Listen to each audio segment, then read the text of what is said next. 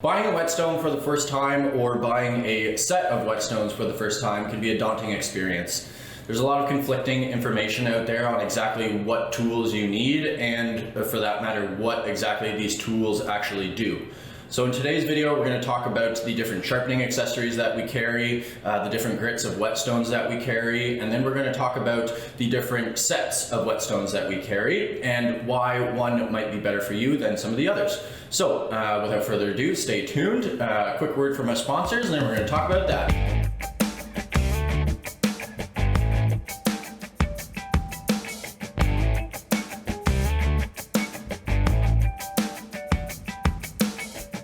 So the first thing we're going to talk about is the difference between sharpening your knife and honing your knife. So we'll start with honing, and honing your knife is achieved with one of two tools, either a leather strop or a honing rod. The leather strop is typically used more to hone your knife at the end of the sharpening process, so we'll talk more about this guy later. Right now we're talking about the honing rod. Common misconception out there that this is used for sharpening your knife.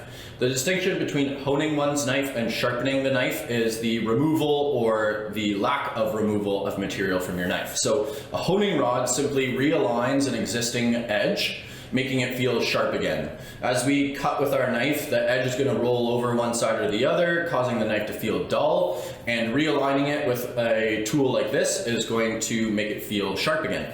Over time though, as we continue using our knife, folding that edge over through use and then realigning it, we're slowly going to be breaking away pieces of steel, which is going to then dull our knife.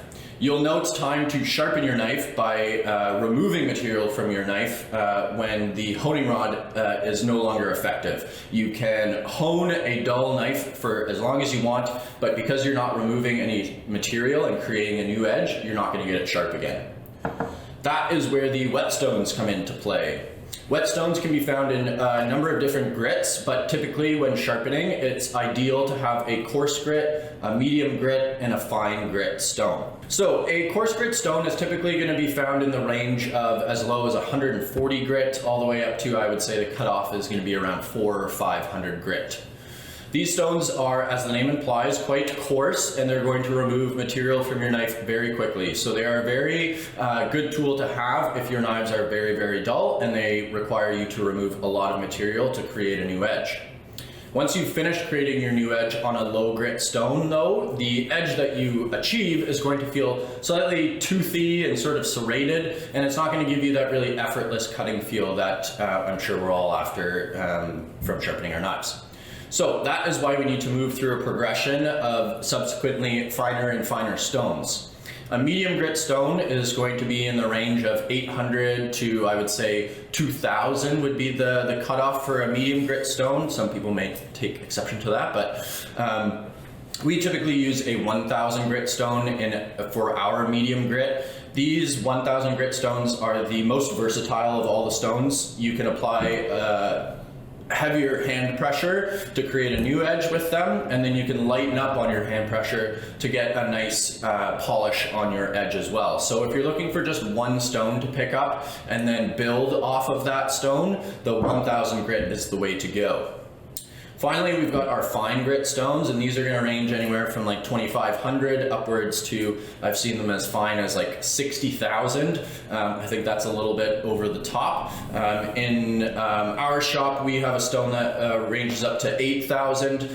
These stones are going to further refine the edge of your knife, and they are especially useful if you have a very high carbon steel that you're working with. These higher carbon steels will typically benefit from a higher polishing because of the grain structure of the steel, and off of a 5000 or an 8000 grit stone, you'll get a very nice, almost mirror-like polish on your knife, and cutting through really delicate like raw fish or other such ingredients is made a lot easier with a higher grit polish on your knife.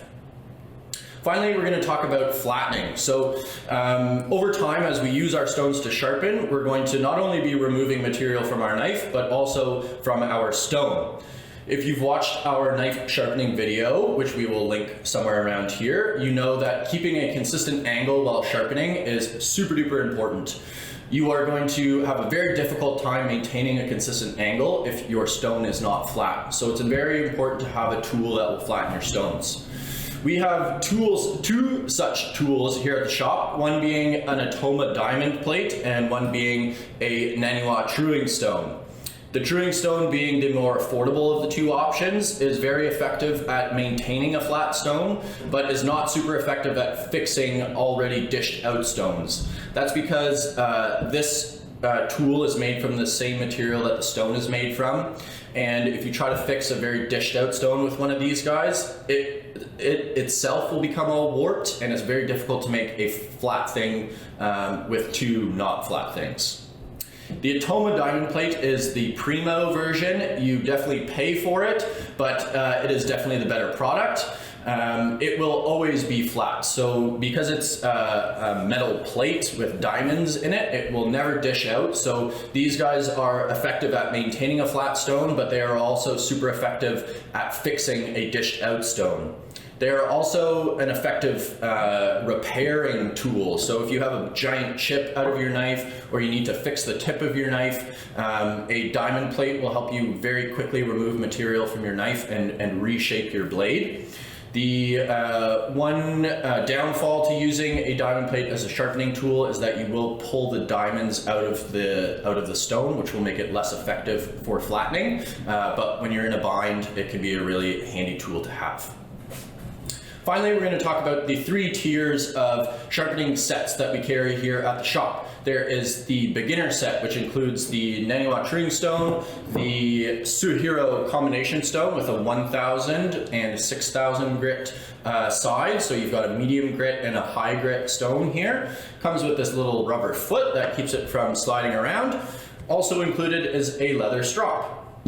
So you have everything you need here in the beginner set. The combination stone is a little bit smaller than the other full-size stones, and because you're getting a thinner piece of both grits, you're going to help keep the cost down a little bit. Also, the truing stone is the most economical option that we have here at the shop, and while a strop is not super necessary, it will definitely take your sharpening to the next level. So having these three together is going to be a very effective sharpening system. The beginner set is more geared towards the home cook that's not maintaining a tremendous amount of knives. Maybe you've got, 5 knives that you sharpen on a monthly or bi-monthly basis. This sharpening set will be completely sufficient. Next, we're talking about the intermediate set. This set includes 3 stones, a 320 grit, a 1000 grit, and a 3000 grit. As we talked about, ideally when you're sharpening your knife, you have a coarse, a medium, and a fine, so that's exactly what you have here. They also all come with these handy dandy stands on them, so you don't need a stone holder with these guys, and they also double as a really good storage option as well, so that's super cool. Included with this set, you receive a Naniwa truing stone, again the most economical flattening tool that we carry. We feel that this is sufficient for this kit because, again, we're trying to get the cost down on this one, and if you're good at maintaining a flat stone with this guy, you'll never have any issues keeping these stones flat. You also are included with a leather strop, which we already talked about, is going to take your sharpening to the next level. So there's the intermediate stone set. The intermediate differs from the pro in the coarseness of the lower grit stone that is included. So instead of a 320, you receive a 700 grit stone, a 1000 grit stone, and a 5000 grit stone. These are all from Suihiro as well. The difference between these intermediate stones and these professional grade stones is just that, the grade of stone. We have messed around with these a lot. The professional line is what we use in the shop to sharpen all of the knives that come into the shop. The intermediate line we've screwed around with, and they are great stones, but they're a little bit sandier, not quite as hard as the professional line, so they will wear away a little bit quicker. Also included with the professional set, rather than the Atoma diamond plate, or rather than the truing stone, is the Atoma diamond plate. So again, like we talked about, the more effective flattening tool will always remain flat and can be used for repairs as well. So that's kind of the thinking here as well. Instead of including a 320 grit stone, we included the 700 because you can use your Atoma diamond plate as your super coarse stone if you ever need to. Included as well is a leather strop, you already know. And finally, I forgot it.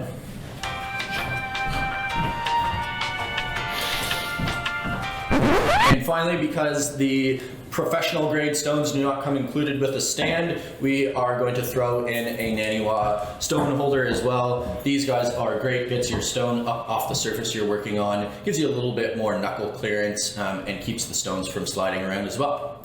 So there you have it, guys. Those are all three of the sharpening sets that we carry here at the shop. A little breakdown of all the different tools. If there's anything we didn't run over in this video that you're hoping to learn about, leave a comment down below.